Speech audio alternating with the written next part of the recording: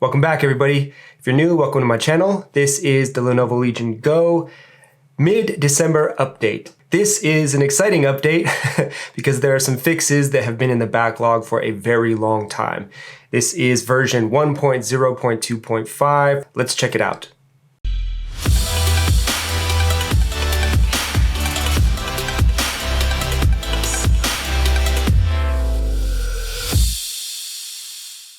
Each update is subjective, right?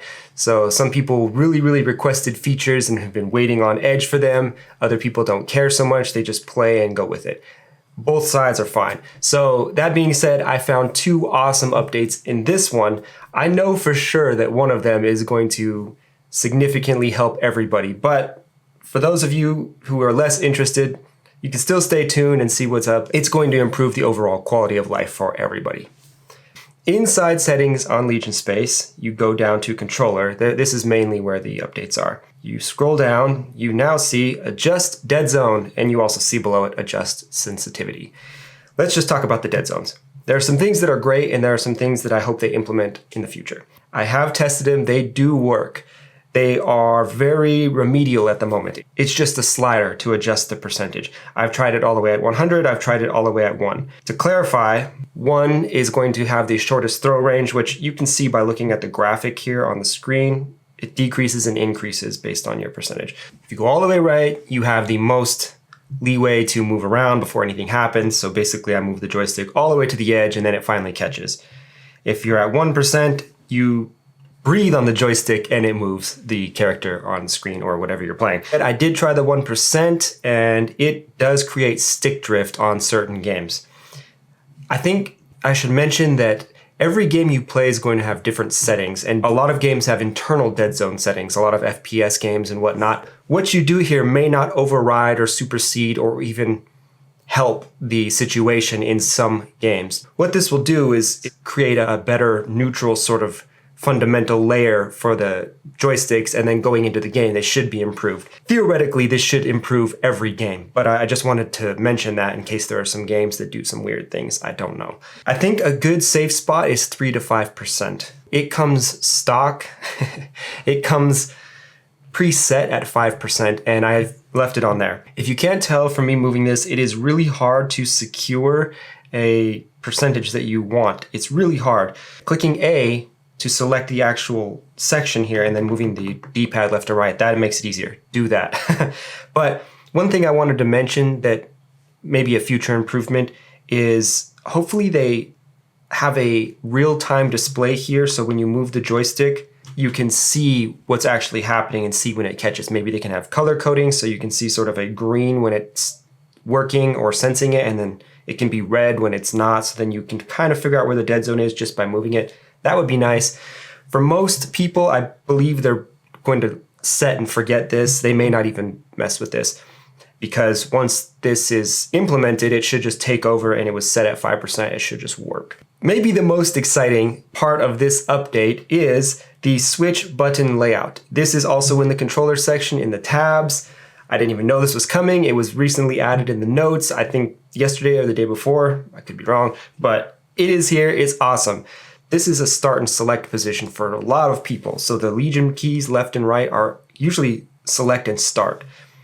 And I had to break the habit for a month or two now. Now I'm used to that sort of movement, and now it's a little hard to break the habit today after testing this. But you toggle this on here, and what that does is it moves the Legion key and the quick menu key down here. The Legion key is now the bottom left key here, so that brings up this menu, and then the quick menu is the top. The reason I like this is because it's quicker to reach this when you're in a game, the first button. So the quick menu now isn't that far out of reach, it's still in range, and you just get used to it. I've already gotten used to it, but it was a little bit to bend my mind to because now I'm used to this. Now we got our start and select back in the games. The one thing I will mention though is that I have customized this button here. I end up using this button far more than anything else. It is Y1. I use that to map. It didn't carry over. If you're like me and you've gotten used to using the back button for a menu key or select mapping, they're not going to function anymore if you swap the menu and the view key with the Legion keys. This is a bug. I don't know if they're aware of it, but the upcoming update has a massive amount of controller customizations in the notes. I'm assuming they will update it then. The thing that did carry over was the hotkeys. So you still press the top two keys, the Legion left and the left bumper, to bring up the hotkey menu. The Legion key still functions as the hotkey switch buttons. Don't bring it over to this bottom one here thinking now because this is the Legion space, it's the Legion key. No, these are still dedicated, as far as I know, the Legion keys. So just remember that when they implement more things. If you're like me and you toggled off the automatic boot into Legion space, which many of you did, you may use the hotkeys. For instance, I use the left Legion key and Y or B often for the keyboard or to switch the modes. When you do that, sometimes, if not all the time, you open Legion space, which is a consequence because it takes so long and it interrupts and you don't really minimize it. Now you can use this and swap the modes with Legion space closed from the fresh boot that you just booted this thing up with. And you don't even have to open Legion space, and now all the hotkeys work without turning that on. Small change, but I appreciate it. So I just wanted to throw that out there. If you open this update and your controllers did not automatically update for some reason, which they all should, you will simply go down to the controller tab and you will go to the bottom and you will see the controller firmware update. You just check for updates and it will prompt it and it will update them. Really simple. The controller version for this here is a bunch of string of numbers, but I believe it's 01.00.24.00.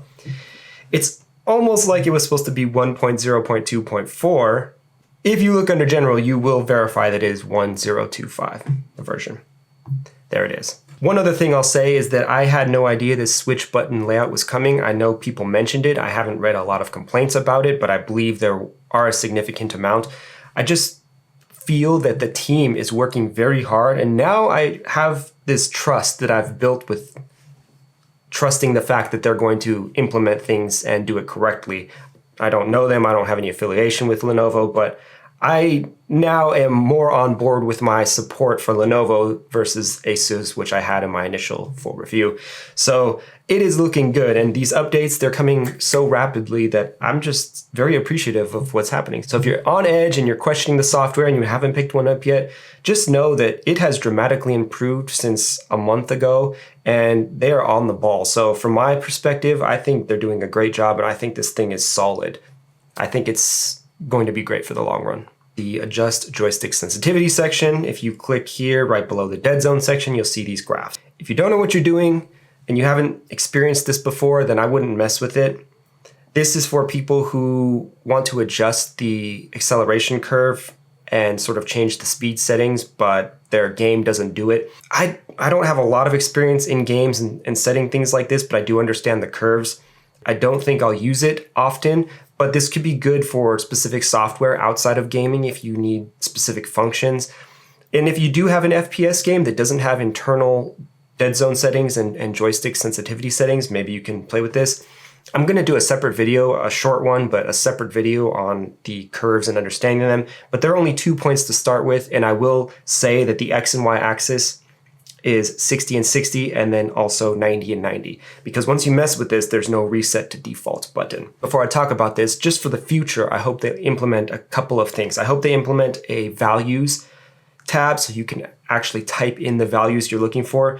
It's a little difficult to move this around. You can use the mouse and drag, that helps.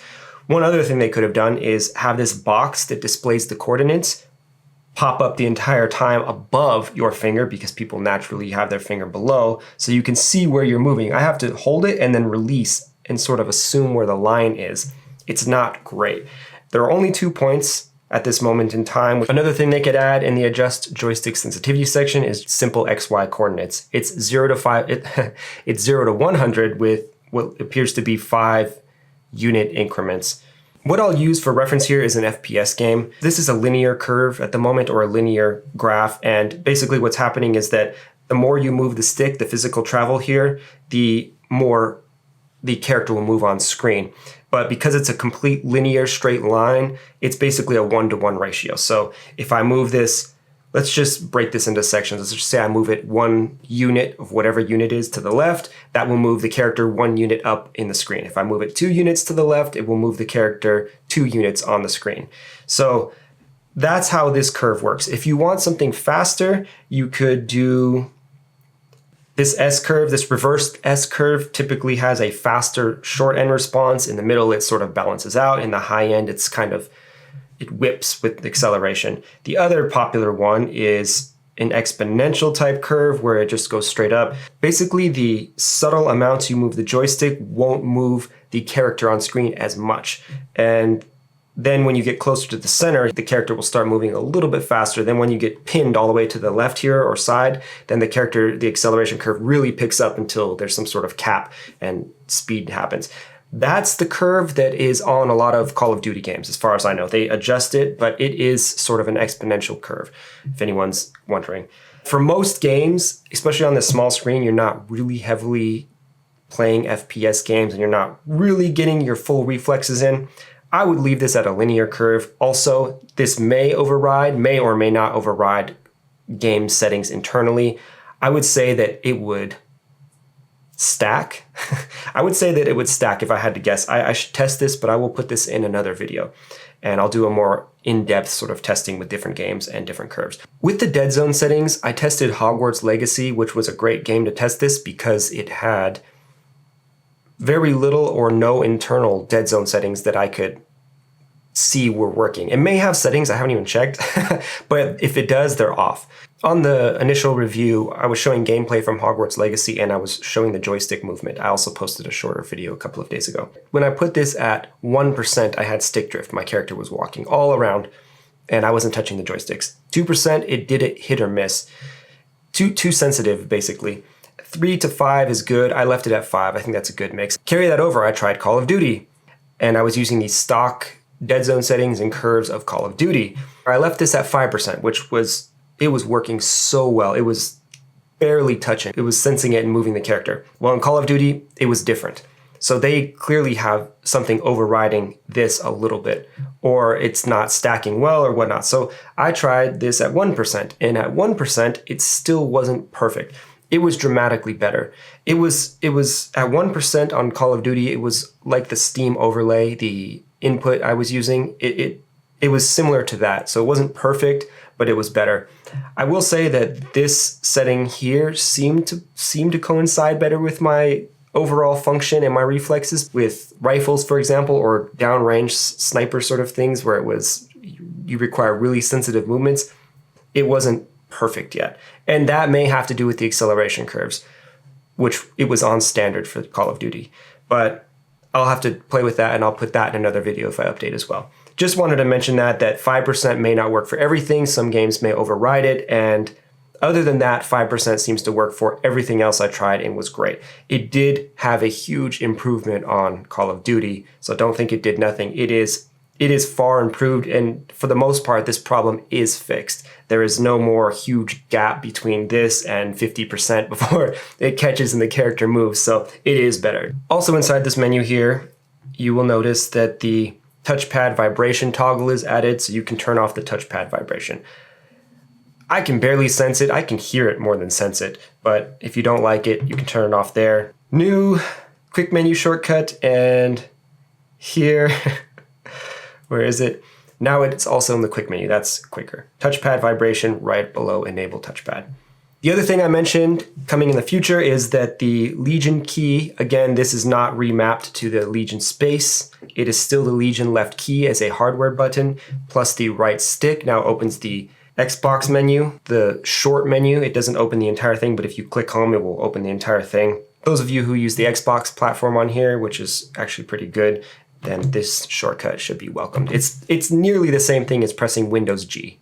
It's just the smaller version, which you can probably adjust to make the full version. I haven't gone into it, but it is there. It's cool to have. Hotkeys are always the best to have, right?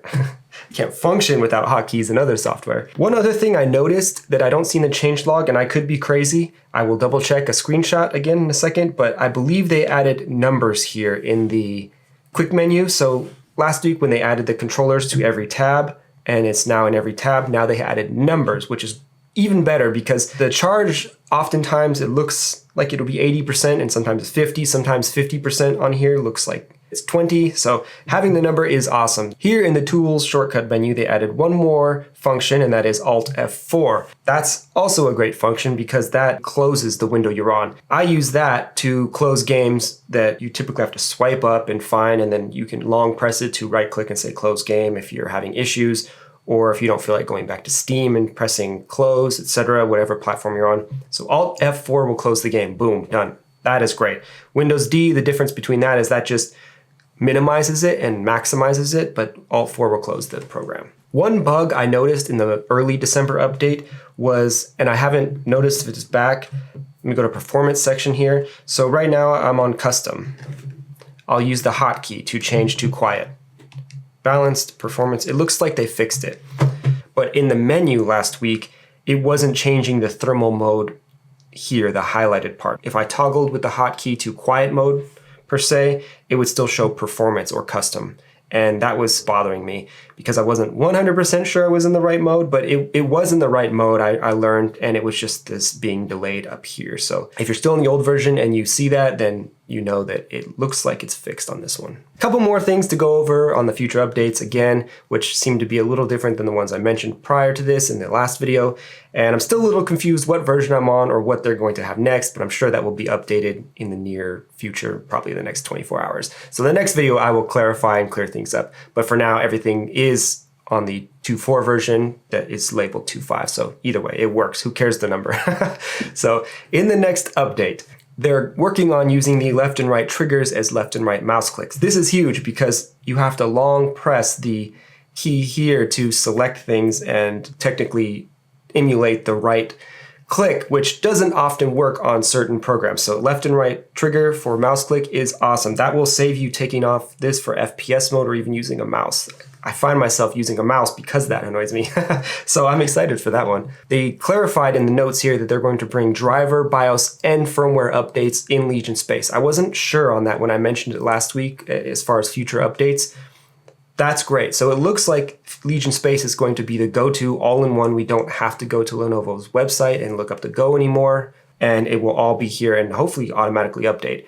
That's awesome. Hopefully they give us options to roll back drivers as well and whatnot, or at least provide them on the website, because oftentimes you have to roll back to old ones in the PC world, and it would be nice to have quick access to that as well. The DPI settings and the FPS mode trackpad settings are coming soon still. The FPS limiter is coming if people want to cap it inside the software here instead of capping it in their game, which often games don't even have that setting. Some do, a lot do actually, but just in case they don't, I think it's 30, 36, 48, 60, 72, and custom. Custom is the best option. So custom caps for your games, and you can pick what you want. I still leave the screen on 144 Hertz personally, and it seems to smooth things out a lot more, but if you want to cap the frame rate, there you go. That is coming soon.